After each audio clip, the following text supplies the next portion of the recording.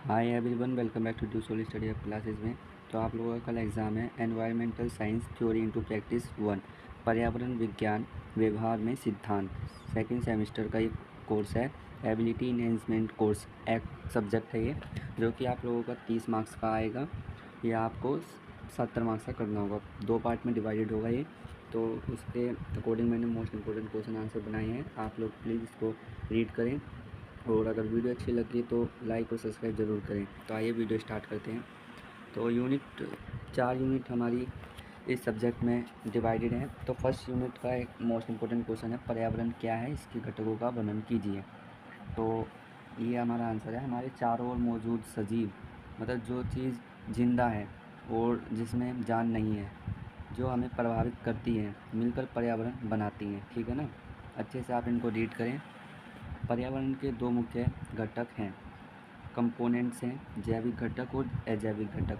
ठीक है ना, आप इसको ध्यान से पढ़ें अच्छे से। सेकंड क्वेश्चन हमारा है, पर्यावरण की बहु अनुशासनात्मक या बहुआयामी, दोनों वर्ड में से कोई सा भी वर्ड दिखे, आंसर सेम रहेगा। ठीक है, इनकी प्रकृति बतानी है। और एक क्वेश्चन पूछ लेते हैं, सतत विकास क्या है, ये भी मोस्ट इंपॉर्टेंट क्वेश्चन है, इसको भी अच्छे से पढ़ें। पर्यावरण की बहु अनुशासनात्मक प्रकृति, ठीक है, इसका मतलब है कि पर्यावरण विज्ञान एक अकेला विषय नहीं है। इसे समझने के लिए कई अलग अलग विषयों, मतलब ये बता रहा है, इसमें इसको समझने के लिए मतलब डिफरेंट सब्जेक्टों को मर्ज किया गया है। जीव विज्ञान, रसायन विज्ञान, भूगोल, अर्थशास्त्र, समाजशास्त्र, ठीक है, ईटीसी के ज्ञान की ज़रूरत पड़ती है। ये सभी विषयों का एक मिश्रित रूप है। ठीक है ना, वही आपको बताना, थोड़ा जो आपकी लैंग्वेज है उसको थोड़ा कठिन बना के लिखना, यानी सिंपल उसमें लिख दो, तभी आपको मार्क्स मिलेंगे, अगर बढ़िया से बढ़िया राइटिंग में आप लिख के आओगे तो। सतत विकास क्या, हमारा सस्टेनेबल डेवलपमेंट।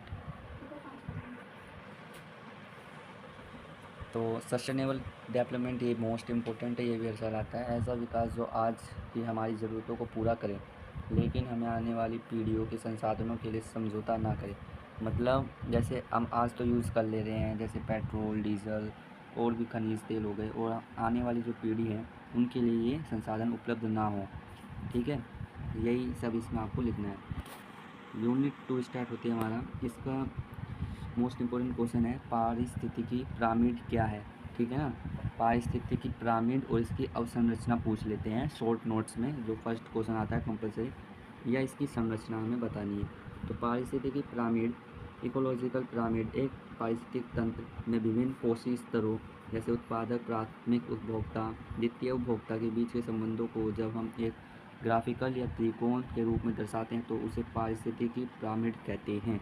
ठीक है ना, इसे तीन प्रकारों में बांटा जाता है, ऊर्जा का पिरामिड, संख्या का पिरामिड और जीव भार का पिरामिड। ठीक है ना, ये अगर आप इनको 4 से 5 बार पढ़ोगे इन क्वेश्चनों को, आपको जब समझ में आएंगे।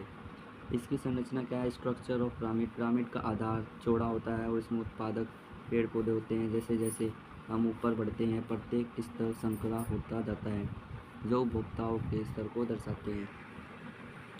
क्वेश्चन 4 है, खाद्य श्रृंखला और खाद्य जाल में अंतर।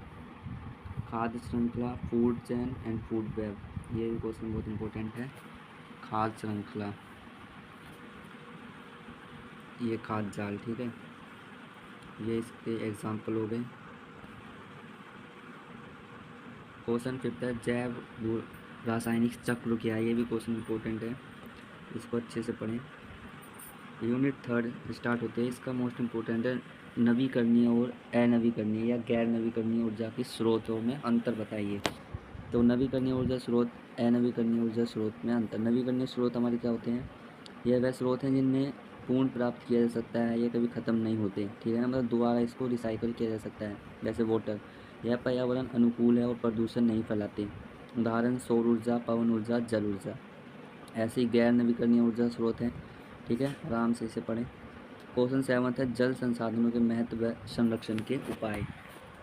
जल संसाधनों का महत्व क्या है, जीवन के लिए अनिवार्य, पीने, खाना बनाने, साफ सफाई के लिए। ठीक है ना, यही सब आपको लिखना है, जल संसाधनों का महत्व क्या क्या पड़ता है हमें, घरेलू उससे जोड़ के देखें आप, आपको खुद पता चलेगा। संरक्षण के उपाय क्या हैं इसके, ठीक है ना, वर्षा जल, जब वर्षा होती है उसको संरक्षण करें उसका। ठीक है ना, बस यही 2-3 चीज़ें लिखनी है। क्वेश्चन 8 है चिपको आंदोलन, इसको भी देखें अच्छे से, ये भी मोस्ट इंपॉर्टेंट है, शॉर्ट नोट्स में आपको देखने को मिल सकता है। अब यूनिट 4 स्टार्ट होती है, जिसका मोस्ट इंपॉर्टेंट क्वेश्चन है वायु प्रदूषण। इसके कारण बताने हैं, क्यों होता है, इसके प्रभाव क्या पड़ते हैं हमारे ऊपर, और नियंत्रण, इसको काबू रखने के क्या उपाय हैं। तो इसका कारण देखा, ये कारण है, क्यूजेज हैं, इफेक्ट्स हैं और कंट्रोल्स, ठीक है, ये तीनों अच्छे से पढ़ें इनको। क्वेश्चन 10 है जल प्रदूषण, इसके कारण और नियंत्रण के उपाय, ठीक है ना। और एक क्वेश्चन ये भी आता है परमाणु प्रदूषण क्या है, ठीक है, जिसे एक क्वेश्चन ये भी आता है परमाणु खतरा क्या है, इस जिसे नाभिकीय कहते हैं, नाभिकीय प्रदूषण, ठीक है ना, कन्फ्यूज़न नहीं होना, नाभिकीय और परमाणु एक ही शब्द है।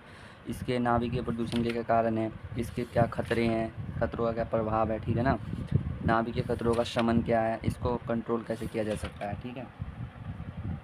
और 11th क्वेश्चन है हमारा ठोस अपशिष्ट प्रबंधन क्या है। ये क्वेश्चन तो पक्का आपको देखने को मिलेगा ही, ये क्वेश्चन तो आपको पक्का देखने को मिलेगा, इसको अच्छे से पढ़ें। और ई कचरा व इसके दुष्प्रभाव क्या हैं। और लास्ट क्वेश्चन हमारा है भोपाल गैस त्रासदी, ये भी बहुत मोस्ट इंपॉर्टेंट क्वेश्चन आंसर है। ये हमारे क्वेश्चन थे। अगर वीडियो अच्छी लगी हो तो एक लाइक और सब्सक्राइब ज़रूर करें।